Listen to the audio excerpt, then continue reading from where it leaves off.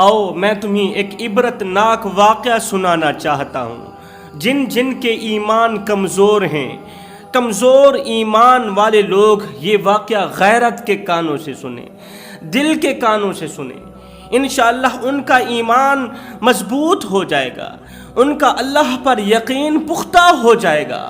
लाखों भटके हुए नौजवानों को इस वाक़े ने राह रास्त पर लगा दिया। वो वाक़या कुछ यूं है कि किसी गांव में दो भाई रहते थे, दोनों ही इबादत गुजार थे, मुत्तक़ी परहेज़गार थे। रातों की तन्हाइयों में उठ उठ कर अल्लाह के हुजूर सजदे किया करते थे। सारी कायनात सोई हुई होती थी मगर ये दोनों जाग रहे होते थे। रात के दूसरे पहर तहज्जुद पढ़ते। तहज्जुद अल्लाह ताला की लाडली इबादत है जवानों, तहज्जुद पढ़ा करो। तहज्जुद अल्लाह ताला की लाडली नमाज है, लाडली इबादत है। और लाडली चीज़ हर बात मनवा कर ही दम लेती है। लाडला बच्चा हो अपने बाप से हर बात मनवा कर ही दम लेता है। इसी तरह तहज्जुद की नमाज भी मेरे रब की लाडली इबादत है। ये भी अल्लाह से हर एक दुआ कबूल करके ही छोड़ती है, अल्लाह से हर एक बात मनवा कर ही दम लेती है। ये दोनों इबादत में मसरूफ़ रहते, अल्लाह ताला को राज़ी करने में मसरूफ़ रहते। इतने में एक भाई ने दूसरे को कहा, भाई मैं अल्लाह को पाने के लिए, अल्लाह को राज़ी करने के लिए अपना वतन छोड़ना चाहता हूँ। अल्लाह को हासिल करने के लिए मैंने वतन छोड़ने का इरादा कर लिया। मैं यहाँ से कहीं दूर चला जाऊँ, दुनिया से निकल जाऊँ, दुनिया के इन मेलों से, दुनिया के धंधों से, काम काज से निकल जाऊँ। बस अल्लाह ताला की बंदगी करूँ, अल्लाह ताला की इबादत करूँ और अल्लाह ताला को हासिल कर लूँ, अल्लाह को तलाश कर लूँ। अल्लाह की तलाशी के लिए इसने अपने अजीज़ व अक़ारिब छोड़े, बहन भाई छोड़े, सब कुछ छोड़ा, अपना वतन छोड़ा, बोरिया बिस्तर उठाकर ज़रूरत का सामान हमराह लिया, वतन से बाहर निकल गया, दूर चला गया। वहाँ जाकर इसने इबादत खाना बनाया, अंदर बैठ के इबादत किया करता था, दिन रात इबादत में मसरूफ़ रहता था। बाहर निकलने का, वतन छोड़ने का एक ही मकसद था, अल्लाह को हासिल करना। अब जो लोग एक ही मकसद के लिए अपने घर से बाहर निकलते हैं ना, जो लोग मेहनत करते हैं, अल्लाह ताला उनकी मेहनत ज़ाय नहीं करता। जो लोग अल्लाह को पाने के लिए घर से बाहर निकलते हैं ना, अल्लाह को राज़ी करने के लिए घर से बाहर निकलते हैं ना, फिर अल्लाह मिल ही जाता है। आप लोगों ने हज़रत इब्राहीम बिन अदहम का वो छोटा सा वाक़या सुना होगा। हज़रत इब्राहीम बिन अदहम वक़्त के हुक्मरान थे, बादशाह थे। आप एक दिन शाही महल के अंदर सोए हुए थे, लेटे हुए थे कि अचानक छत के ऊपर किसी के भागने की आवाज़ आई, किसी के दौड़ने की आवाज़ आई। तो अंदर से सोए हुए बादशाह सलामत ने आवाज़ दी, कौन है शाही महल के ऊपर दौड़ने वाला, कौन है भागने वाला, किसकी जुर्रत हुई?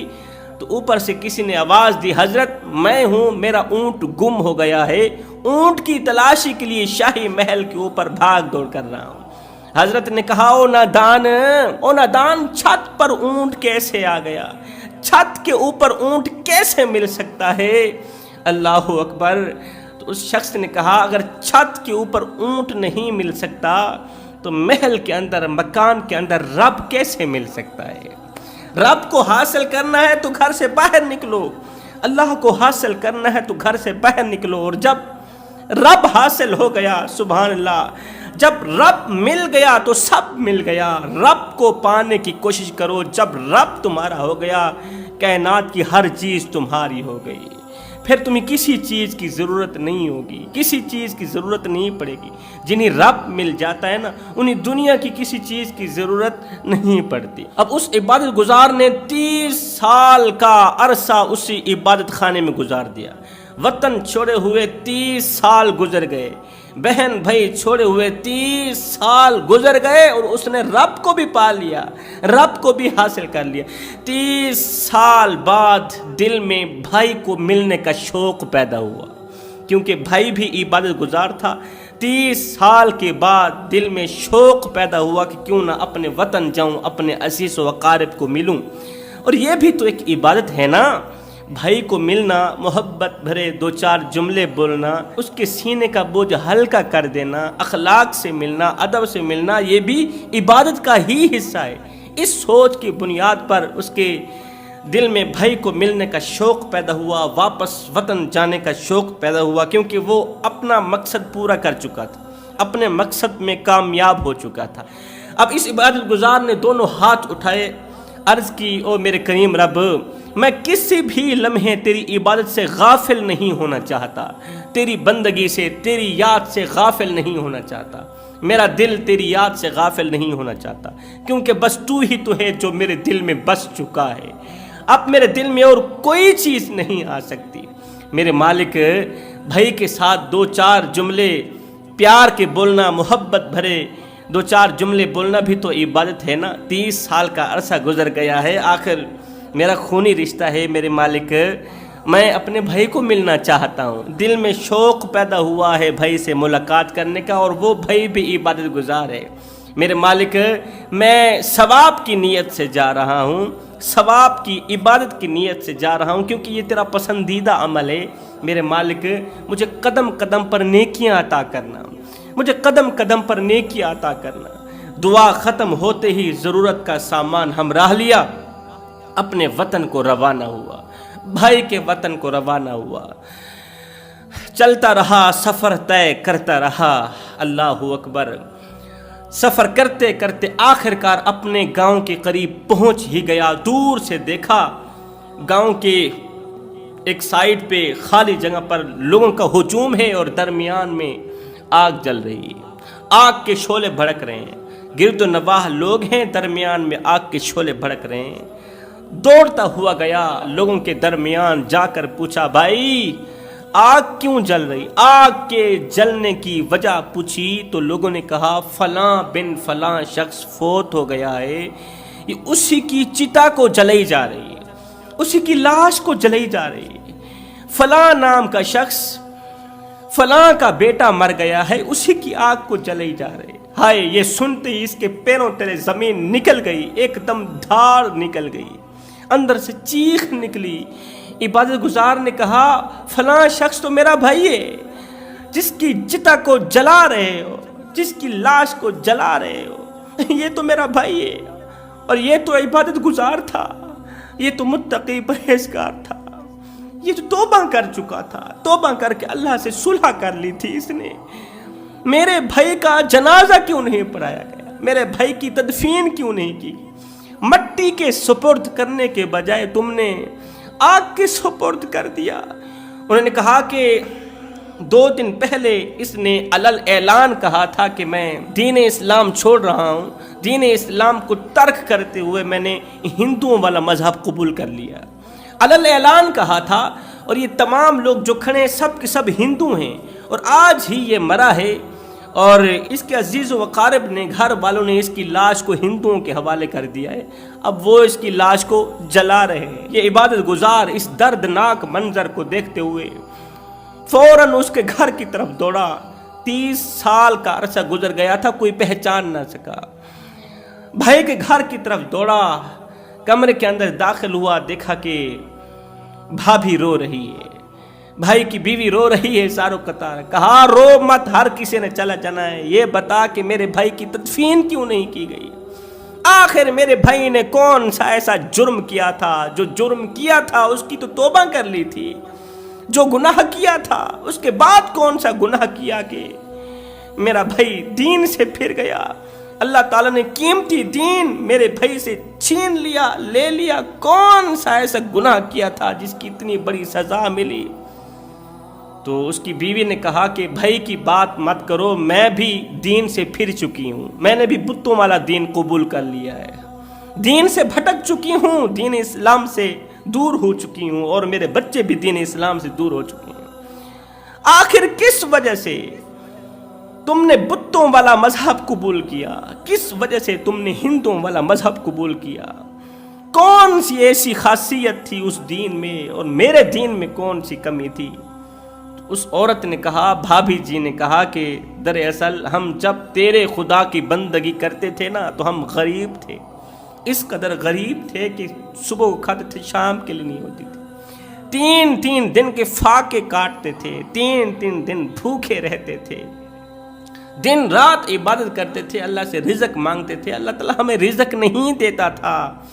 ایک دن تیرا عبادت گزار بھائی جس کی میت کو جلایا جا رہا ہے، یہ عبادت گزار بھائی روزی کے لیے گھر سے باہر نکلا، اسے کام ملا، کھدائی کرنی تھی مٹی کی کھدائی کر ہی رہا تھا تو اندر سے صندوق ملا، صندوق کے اندر سے پرانے دور کا بت ملا، اور بت کے ساتھ ہی کاغذ کے اوپر کچھ لکھا تھا۔ جب تیرے بھائی نے پڑھا تو اس پر لکھا تھا کہ اس بت کے آگے جو کچھ مانگو یہ بت تمہیں عطا کرے گا، جو کچھ مانگو گے تمہیں ملے گا۔ تیرا بھائی تو ویسے ہی روزی کے لیے تنگ تھا۔ غربت انسان کو کیا سے کیا کرا دیتی ہے، غربت انسان کو گناہوں کی دلدل میں اس طرح پھنساتی ہے کہ باہر نکلنے کو کوئی راستہ ہی نہیں ملتا۔ ایک طرف غربت ہو، دوسری طرف ایمان کمزور ہو، پھر خدشہ ہی خدشہ ہے، پھر خطرہ ہی خطرہ ہے۔ ایمان بچانے کا خطرہ، حرام سے بچنے کا خطرہ، خطرہ ہی خطرہ ہے۔ ادھر سے غربت ہو، ادھر سے ایمان کی کمزوری ہو۔ بھوک سے مرتا کیا نہ کرتا، بت کو اٹھا کر گھر لے آیا، اسے دھویا، اس کے سامنے سجدہ ریز ہو گیا۔ اللہ وحدہ لا شریک، سچے مذہب کو چھوڑ کر، سچے خدا کو چھوڑ کر، حقیقی مالک کو چھوڑ کر جھوٹے خدا کے آگے جھک گیا، روزی کے لیے، روٹی کے لیے، پیٹ کی خاطر، بچوں کے پیٹ کی خاطر، کیونکہ وہ بچوں کو روتا ہوا برداشت نہیں کر سکتا تھا۔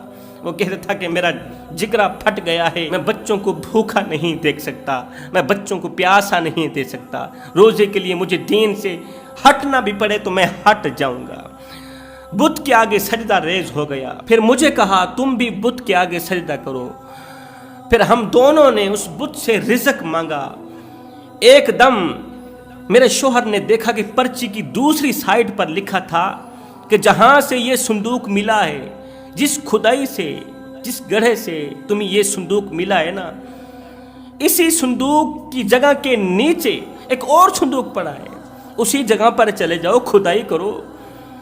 اسی صندوق کی جگہ کے نیچے ایک اور صندوق پڑا ہے، اس کے اندر مال ہی مال ہے، سونا ہے، زیورات ہیں، ہیرے ہیں، جواہرات ہیں، وہ لے کر آؤ، وہ تمہیں بت کے آگے جھکنے کی جزا مل رہی ہے، بت کے آگے جھکنے کا انعام مل رہا ہے، اس لیے کہ تم جھوٹے خدا کو چھوڑ کر سچے خدا کی طرف آ گئے ہو، تمہیں انعام دیا جا رہا ہے، تحفہ دیا جا رہا ہے۔ میرا شوہر جلدی سے گھر سے اٹھا، پرچی ہاتھ میں پکڑی، اسی جگہ پر چلا گیا، کھدائی کرنے لگا۔ کھدائی کرتے کرتے اندر سے دوسری صندوق ملی، صندوق گھر لے کے آیا، اسے صاف ستھرا کیا۔ صندوق گھر لے کے آیا ہی تھا کہ باہر جا کر اعلان کر دیا کہ میں نے دین اسلام کو ترک کر دیا، ہندو مذہب میں داخل ہو گیا ہوں۔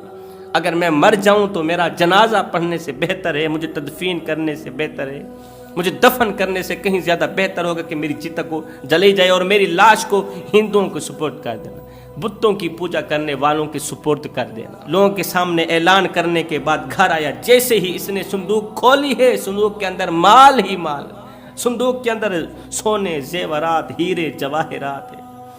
جیسے ہی صندوق کو کھولا، ایک دم اسے اٹیک ہوا، اللہ اکبر، دل کام کرنا چھوڑ گیا۔ جیسے ہی صندوق کو کھولا ہی تھا کہ وہیں کا وہیں فوت ہو گیا، مر گیا۔ خوشی برداشت نہ کر، خوشی میں تاب نہ لا سکا، مر گیا۔ مرنے کے بعد کا جو حال ہے وہ تیرے سامنے ہے۔ ہندو لوگ آئے ہیں، انہوں نے اٹھایا ہے، جلا دیا ہے۔ عبادت گزار رو رہا تھا، اس کی آنکھیں چھم چھم برس رہی تھی کہ میرے عبادت گزار بھائی کو آخر ایسی کون سی مجبوری آن پڑی تھی کہ وہ دین سے پھر گیا، سچے دین سے پھر گیا۔ اللہ اکبر۔ عبادت گزار نے کہا جلدی بتاؤ صندوق کہاں ہے؟ عورت نے کہا سامنے پڑی۔ عبادت گزار نے جیسے ہی وہ صندوق کھولا تو اس کے اندر مٹی ہی مٹی تھی، اس کے اندر پتھر ہی پتھر تھے۔ عبادت گزار نے کہا او جاہل عورت، اس کے اندر تو مٹی کے سوا کچھ نہیں ہے، پتھروں کے سوا کچھ نہیں ہے۔ اس نے کہا ہاں، اس کے اندر پتھر ہیں، اس کے اندر مٹی ہے۔ اللہ اکبر۔ عبادت گزار نے کہا او نادانو، آج سے 30 سال پہلے یہی صندوق میں نے بھی دیکھا تھا، ہائے ہائے، یہی مال میں نے بھی دیکھا تھا۔ دراصل مجھے شیطان ورغلا رہا تھا، شیطان نے مجھے ورغلایا، لیکن میرا ایمان مضبوط تھا، میرے بھائی کا ایمان کمزور نکلا۔ دنیا میرے بھائی کے اوپر مسلط ہو گئی، شیطان میرے بھائی کے اوپر مسلط ہو گیا۔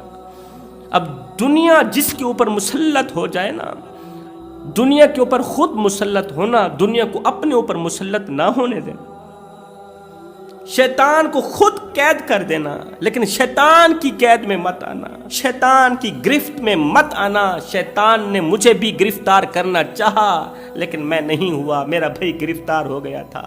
اور ہاں، دراصل میرے بھائی نے زندگی میں ایک ایسا گناہ کیا تھا، مجھے لگتا ہے اللہ تعالیٰ نے اسی گناہ کی سزا دی ہے میرے بھائی کو، کہ اللہ تعالیٰ نے میرے بھائی سے اپنا سچا دین چھین لیا۔ وہ کون سا گناہ تھا کہ شروع میں میرا یہی عبادت گزار بھائی جو ہندو ہو کر مرا ہے، یہ شرابیں پیتا تھا۔ ایک دن اس نے شراب پی، شراب کے نشے میں اس قدر دھت ہوا، اس کی آنکھوں سے حیا جاتی رہی، غیرت جاتی رہی۔ اس نے شراب پی اور آ کر بوڑھے باپ کو آگ کے اندر دھکا دے دیا، بوڑھے باپ کو اٹھایا، آگ میں ڈال دیا، تندور میں ڈال دیا، اور میرے بوڑھے باپ نے اسے بد دعا دی، اللہ جس طرح اس نے مجھے آگ میں ڈالا اسی طرح تو بھی اسے آگ میں ڈالنا۔ بوڑھے باپ کے اندر سے ایک آہ نکلی، یہ آہ ہواؤں کو پھاڑتی ہوئی، فضاؤں کو پھاڑتی ہوئی اس نے عرش کا دروازہ جا کھٹکھٹایا، اللہ جس طرح اس نے مجھے آگ میں ڈالا تو نے بھی اسے آگ میں ہی ڈالنا ہے۔ میں نہ تو اسے اس جہان میں معاف کرتا ہوں، نہ اگلے جہان معاف کروں گا۔ بس میرے باپ کی وہ بد دعا قبول ہوئی۔ یہاں پر سے دو سبق ملتے ہیں، ایک تو ایمان کا مضبوط ہونا لازم ہے۔ زندگی میں اچھے برے وقت آتے ہی رہتے ہیں، امیری غریبی آتی ہی رہتی، کہیں ایسا نہ ہو غربت میں آ کر اللہ کو ناراض نہ کر دینا، دین سے بھٹک نہ جانا۔ دوسری بات، اپنے والدین کو ناراض مت کرنا، والدین کے منہ پر تھپڑ مت مارنا، والدین کو دکھ مت دینا۔ اگر دکھ دو گے تو کہیں ایسا نہ ہو کہ اللہ تعالیٰ تم سے سچا دین چھین بھی نہ لے، تمہیں بے دین بھی نہ کر دے۔